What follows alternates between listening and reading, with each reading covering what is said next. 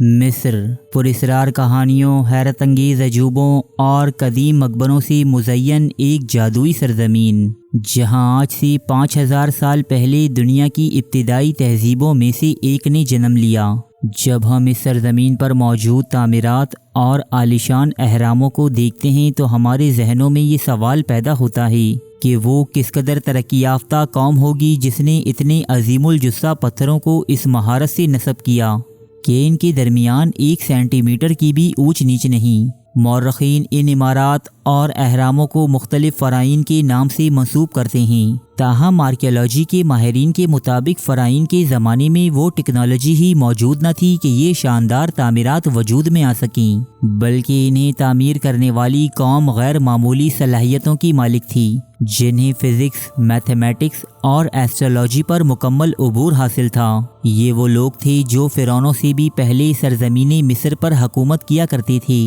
یہی وہ لوگ تھے کہ جنہوں نے مصر میں تہذیب و ثقافت اور مختلف علوم کو پروان چڑھایا، جس کی بنیاد پر یہ قوم اگلے کئی ہزار سالوں تک تہذیب و تمدن کی آماجگاہ بنی رہی۔ مصر کی سرزمین پر فرعین سے بھی پہلے حکومت کرنے والے حکمرانوں کو شمس و ہور کہا جاتا ہے۔ یہ حکمرانوں کا وہ گروہ تھا جو مصری دیوتا ہور کے ساتھی یا اس کے پیروکار کہلاتے تھے۔ دوستو، کون تھے یہ شمس و ہور؟ کہاں سے آئے تھے اور کہاں چلے گئے؟ تاریخ ان کے بارے میں کیا کہتی ہے؟ یہ تمام باتیں ہم جانیں گے آج اس ویڈیو میں۔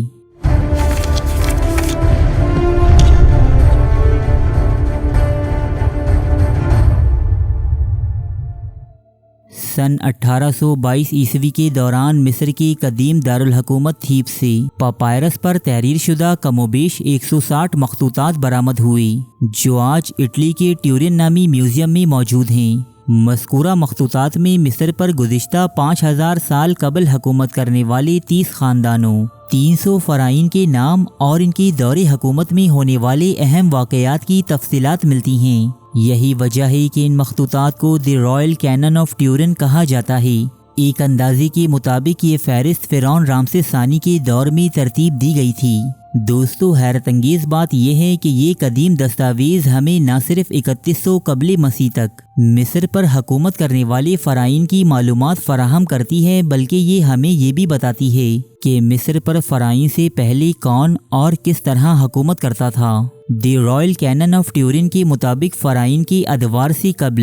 وادی نیل پر شمس و ہور نامی ایک جماعت کی حکومت تھی۔ ہور یا ہورس مصر کا ایک مشہور اور قدیم دیوتا ہے، جسے جنگ اور آسمان کا دیوتا کہا جاتا ہے۔ قدیم تحریروں کے مطابق ہور کے ان پیروکاروں کی جماعت ہی شمس و ہور کہلاتی تھی۔ شمس و ہور نامی ان حکمرانوں کا طرز حکومت نہایت ہی الگ اور جدید قسم کا تھا۔ مذکورہ نظام مونارکی یعنی بادشاہت پر مبنی نہ تھا، بلکہ شمس و ہور نامی حکمران توازن اور ہم آہنگی پر یقین رکھتے تھے، یعنی یہ جماعت اور اس کے ممبر مل کر ہی مصر کے مستقبل کے اہم فیصلے لیا کرتے تھے۔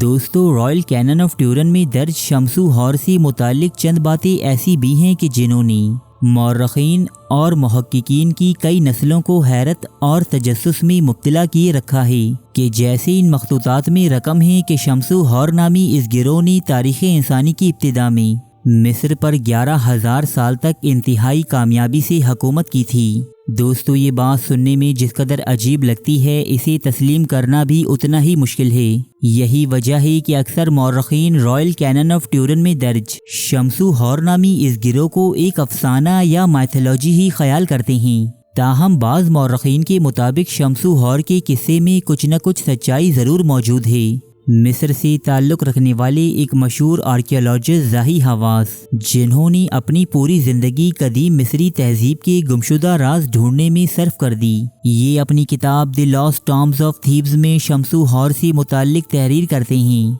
کہ مصر پر حکومت کرنے والا یہ گروہ ریاضی، فزکس اور ایسٹرونومی میں اس قدر مہارت رکھتا تھا کہ ان کی بنائی ہوئی تعمیرات آج ہزاروں سال گزر جانے کے باوجود زمین پر اپنا وجود برقرار رکھے ہوئے ہیں۔ ذاہی حواس کے مطابق شمس و حور نامی اس گروہ کے مرتب کردہ قوانین اور نظریات کا مصری تہذیب کے پھلنے پھولنے اور عروج حاصل کرنے میں انتہائی اہم کردار ہے۔ ان کے علاوہ ایک اور جرنلسٹ اور محقق گریم ہینکوک، جو ایک ماہر مصریات تسلیم کیے جاتے ہیں، شمس و حور سے متعلق تحریر کرتے ہیں کہ یہ ایک انتہائی ایڈوانس اور ٹیکنالوجی میں مہارت رکھنے والی تہذیب تھی جو کسی قدرتی آفت کے باعث قرائے ارض سے معدوم ہو گئی، جن کے بعد آنے والے فرعین شمس و حور کی بنائی تعمیرات کا صحرا اپنے سر سجاتی رہی۔ مصر پر تحقیق کرنے والے بعض محققین کے مطابق شمس و حور ایک انتہائی جدید اور تکنیکی صلاحیتوں کی حامل جماعت تھی جو اسپیس اور گریوٹی کو اپنے قابو میں کرنے کا فن جانتی تھی، جبکہ مصر سے ملنے والی قدیم تحریروں کے مطابق فرعین کا 5واں خاندان یعنی 5th ڈائنیسٹی شمس و حور نامی ان حکمرانوں کو دی شائننگ ون کے نام سے یاد کرتا تھا۔ یہی وجہ ہے کہ بعض ماہرین یہ خیال ظاہر کرتے ہیں کہ شمس و حور کسی اور سیارے سے وارد ہونے والی مخلوق تھی جس نے مصر کے لوگوں کو علم و ٹیکنالوجی میں مہارت دی، انہیں بڑے بڑے شہروں اور عمارات کی تعمیرات سے روشناس کروایا، جبکہ انہیں دنیا پر طرزِ حکمرانی کے گر بھی سکھائی۔ مصر کا قدیم شہر ہیلیوپولس شمس و حور نامی اس جماعت کا مرکز یا دارالحکومت خیال کیا جاتا ہے۔ دوستو، حیران کن طور پر میسوپوٹیمیا یعنی موجودہ عراق میں جنم لینے والی دنیا کی قدیم ترین سومیری تہذیب سے تعلق رکھنے والے چند قدیم مخطوطات بھی ایک ایسی ہی جماعت کی داستان سناتے ہیں کہ جو آسمان سے وارد ہوئے تھے، یعنی یہ لوگ کسی اور سیارے سے زمین پر آئے تھے اور ان لوگوں نے یہاں بسنے والے انسانوں پر کئی ہزار سال تک حکمرانی کی، انہیں مختلف علوم و فنون سے آراستہ کیا اور پھر واپس چلی گئی۔ سومیری تہذیب میں بیان ہونے والے ان آسمانی لوگوں پر ہم انوناکیس کے نام سے پہلے بھی ایک ویڈیو بنا چکے ہیں، مزید تفصیلات کے لیے آپ یہ بھی ملاحظہ کر سکتے ہیں۔ دوستو، انوناکیز یا شمس و حور کی داستانیں ابھی تک ماہرین کے لیے ایک پہیلی یا انسلجھے معمے کا درجہ رکھتی ہیں۔ مختلف لوگ اس کی مختلف توجیہات پیش کرتے ہیں۔ بعض کے مطابق یہ کسی دوسرے سیارے سے آئی مخلوق تھی، تو بعض کہتے ہیں کہ یہ دنیا کی پہلی سیکرٹ سوسائٹی تھی جو دنیا کے قدیم علم و دانش کی محافظ تھی، جو آج بھی کسی نہ کسی صورت میں کہیں نہ کہیں ضرور موجود ہے۔